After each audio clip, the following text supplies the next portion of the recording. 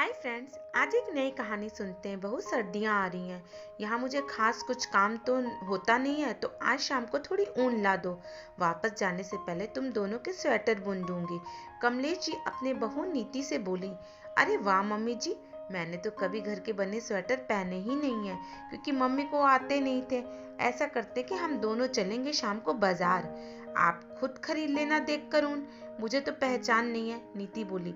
कमलेश जी के छोटे बेटे तरुण की नौकरी बैंगलोर में है, तो शादी के बाद नीति भी यहीं आ गई, जबकि कमलेश जी अपने पति और बड़े बेटे बहू के साथ अलीगढ़ में रहती हैं और अभी 4 दिन पहले ही कुछ दिनों के लिए मुंबई आई हैं। यूँ तो नीति भी नौकरी करती है, पर सास के आने पर उसने वर्क फ्रॉम होम ले लिया, जिससे उन्हें अकेलापन ना लगेगा घर में। मम्मी जी, कौन सी ऊन सही लग रही है आपको? बाजार में नीति ने पूछा। बेटा, ये गोले की ऊन तो कुछ खास नहीं है, ये वाली ले लेते हैं, गुच्छे की ऊन उठाते हुए कमलेश जी बोले। पर मम्मी जी, ये तो उलझ रही है। नीति बोली। बेटा, ये उलझी नहीं है, बस तरीके से बंधी नहीं है। तरीके से गोले में बनते ही ये भी सुलझ ही हुई लगेगी, कमलेश जी हंसते हुए बोली। और दोनों सास बहू ऊन लेकर घर आ गई। लाइए मम्मी जी, मैं भी सुलझवा देती हूँ। मम्मी, ये तो बड़ी उलझी हुई है, कैसे सुलझा रही हैं आप इसे इतने आसानी से? ऊन का गोला बनाती नीति बोली। बेटा, जिंदगी हो या ऊन, एक सिरा पकड़कर धीरे धीरे सुलझाओगी, तभी इस गोले की तरह मजबूत और सुलझी हुई ऊन और जिंदगी पाओगी। कमलेश जी मुस्कुरा कर बोली। मैं कुछ समझी नहीं मम्मी जी, नीति हैरानी से सास को देखते हुए बोली। बेटा, मैं जानती हूँ इस ऊन की तरह तेरी और तरुण की जिंदगी भी थोड़ी उलझी हुई है, जिसे तुम दोनों ही सुलझा नहीं पा रहे हो। अब जब जिंदगी सुलझी नहीं होगी, लो प्यारे से स्वेटर की तरह प्यारी सी गृहस्थी कैसे बस पाएगी, बताओ जरा?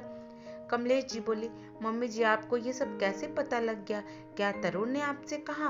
पर हमने तो फैसला किया था, अपने मनमुटाव आप पर जाहिर नहीं होने देंगे। फिर उसने क्यों बताया आपको? नीति थोड़े गुस्से और परेशानी में बोली। क्या बता दिया मैंने मम्मी को ऐसा? तभी तरुण ऑफिस से आया और बोला। आ गया तू? अभी यहाँ बैठ, नीति तुम चाय बना ले आओ, फिर मुझे तुम दोनों से बात करनी है। और हाँ, मुझे तरुण ने कुछ नहीं बताया, पर मैं माँ हूँ, तुम लोगों के हाव भाव से पहचान गई हूँ, कमलेश जी बोले। कमलेश जी की बातें सुनकर जहाँ नीति चाय बनाने चली गई, वहीं तरुण, जिसे कुछ समझ नहीं आया कि यहाँ थोड़ी देर पहले ऐसी क्या बात हो रही थी, वो माँ से पूछने लगा। पर कमलेश जी ने उसे नीति के आने तक का इंतजार करने को कहा, तो वह हाथ मुंह धोने चला गया। हाँ, तो अब बताओ, तुम दोनों की जिंदगी इतनी उलझी क्यों है? चाय पीते हुए कमलेश जी बोली। तो तरुण नीति की तरफ देखने लगा। उसे लगा नीति ने कुछ कहा, पर नीति ने इनकार में सिर हिला दिया। ऐसा कुछ भी नहीं है मम्मी, आप बेमतलब चिंता कर रही हो। तरुण एकदम बोला। बेटा, जब तक तुम लोग मुझे बताओगे नहीं, मुझे कैसे पता चलेगा कि परेशानी क्या है? मैं तुमसे उम्र और अनुभव दोनों में बड़ी हूँ, हो सकता है तुम्हारी कोई मदद ही कर दूँ। नीति, तुम बताओ, परेशानी क्या है? कमलेश जी बोली। मम्मी जी, तरुण मेरी कोई बात नहीं सुनते, इन्हें जाने क्या हो गया। इन्हें लगता है मैं नौकरी करती हूँ, इसलिए मुझ में घमंड आ गया है, जबकि ऐसा नहीं है।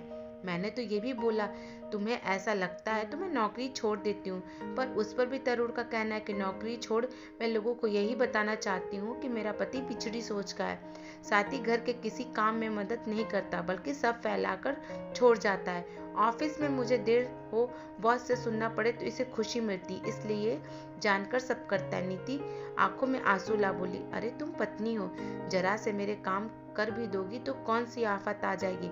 अब शादी के बाद पत्नी से इतनी उम्मीद तो कर सकता है पति। मम्मी को देखो, पापा के सारे काम करती है, फिर उफ नहीं करती है। तुम्हें तो फिर भी नौकरानी का सहारा है। नीति की बात सुन तरुण बोला। ऊन सुलझाती हुई कमलेश जी ने इनके रिश्ते सुलझाने की तरकीब सोच रही थी। तरुण, नीति तुम्हारे सब काम कर देगी, तुम ऐसा करना, कल से नीति का टॉवेल सुखा देना, इसके कपड़े निकाल देना, और हाँ, हो सके तो इसे छोड़ आना ऑफिस, जिससे इसका समय बचेगा। कमलेश जी कुछ सोचते हुए बोली। अरे मैं क्यों करूँगा इसका काम? मैं क्या नौकर हूँ? इसका ऑफिस दूसरी दिशा में है, ऐसे में तो मैं लेट हो जाऊंगा और डांट पड़ेगी मुझे। तरुण गुस्से में बोला। तो नीति क्या नौकर है तुम्हारी? तुम्हारी नौकरी नौकरी, और उसकी क्या? शादी से पहले तुम हर काम खुद करते थे, और शादी के बाद बीवी पर छोड़ दिए, क्योंकि तुम्हारे पापा ऐसा ही करते हैं। तुम्हें तुम्हारे पापा का किया दिखा, पर अपनी मम्मी की परेशानी नहीं दिखी, जबकि मैं नौकरी नहीं करती थी फिर भी तंग आ जाती थी। उन्हें बदलने की कोशिश भी की पर वो ना बदले, इसलिए अपने दोनों बेटों को बचपन से घर के काम में मदद करना सिखाया, जिससे उनकी पत्नियों को परेशानी ना हो। पर मुझे क्या पता था कि मेरा बेटा पत्नी की मदद तो क्या करेगा, उसके काम और बढ़ा देगा। बेटा वो भी इंसान है, जैसे तुम नौकरी करते हो वो भी करती है, फिर तुम थकते हो वो, ये नहीं कैसी सोच है तुम्हारी। वो तुम्हारे काम करे ये उसका फर्ज, तुम करो तो नौकर हो गए तुम, ये कैसी सोच। क्या ये घर तुम दोनों का नहीं? क्या नीति अपनी तनख्वाह घर में खर्च नहीं करती? बेटा अपनी सोच बदलो, वरना जिंदगी इतनी उलझ जाएगी कि रिश्तों को तोड़ देगी। फिर दोबारा जोड़ना भी चाहो तो बीच में एक गांठ आ जाएगी जो हमेशा चुभती रहेगी ऊन की तरह। कमलेश जी ने उससे ऊन का टुकड़ा दिखाया जिसके टूटने पर उन्हें गांठ लगानी पड़ी थी। मम्मी मुझे माफ कर दो, मेरी सोच गलत थी। पर नीति भी लड़ाई के बाद कई कई दिनों तक बात नहीं करती, उससे मेरा गुस्सा बढ़ जाता और मैं जानबूझकर काम बढ़ा देता हूँ इसका। तरुण बोला। बेटे की नादानी पर एक बार को तो कमलेश जी को हंसी भी आई, पर मामला गंभीर था। अभी तो वैवाहिक जीवन की शुरुआत ही थी, ऐसा ही चलता रहा तो कहाँ तक जा पाएगा ये रिश्ता। कमलेश जी ये सोच चिंतित भी हो गए। वो बात नहीं करती तो तुम कर लिया करो, उसका गुस्सा शांत करने की जगह तुम तो उसका गुस्सा बढ़ा देते हो, ऐसे में वो क्या बात करेगी।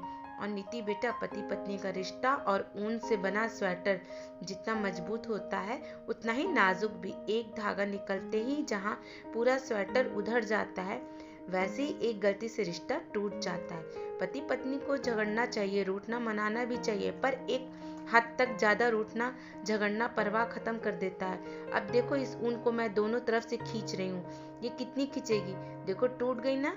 ऐसे ही झगड़े को ज्यादा खींचोगे तो रिश्ता भी टूट जाएगा। कमलेश जी ने ऊन के टुकड़ों से उसे समझाते हुए कहा, मम्मी जी मुझे माफ कर दीजिए, अब आपकी यह बात का मैं ध्यान रखूंगी और रिश्ते को कीमती स्वेटर की तरह संभालने की कोशिश करूंगी।